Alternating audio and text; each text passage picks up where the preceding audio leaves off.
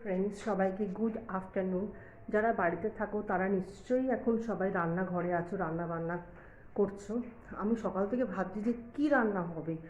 আসল কথা, এখন একটু ফেসবুকের সঙ্গে একটু টাচে তো, আমি সবার কমেন্টগুলো পড়ি, একটু লাইক করি। বেশ সুন্দর সুন্দর সবাই কিছু ওখানে পোস্ট করে, আমিও কিছু পোস্ট করছি। এখন এই করব করব করে রান্নাটা এখনও স্টার্ট করতে পারিনি, কিন্তু রান্না তো করতে হবে। রান্না না করলে খাবো কি? খেতে তো হবে। সেই জন্য দেখি কিছু তো আমাকে এখন রান্না করতে হবে। কিছু যা করব খুব সিম্পলি আজকে, ব্যাস, আর কিছু নয়। চলো দেখি কি রান্না করি।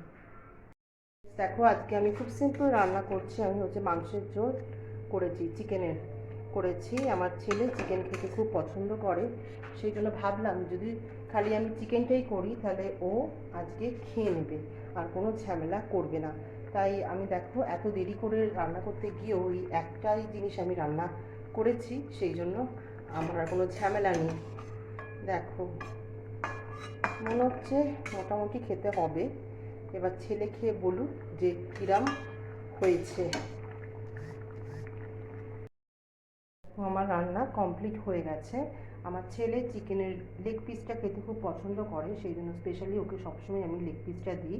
আর প্লেন, আজকে কিছু নয়, খালি প্লেন ভাত, পেঁয়াজ আর মাংসের ঝোল গরম গরম। আর তোমরা কি কি রান্না করছো যদি আমাকে একটুখানি জানাও, তাহলে আমিও একটু খুশি হব, ভালো লাগবে। তোমাদের কমেন্টগুলো আমি লাইক করবো। টাটা।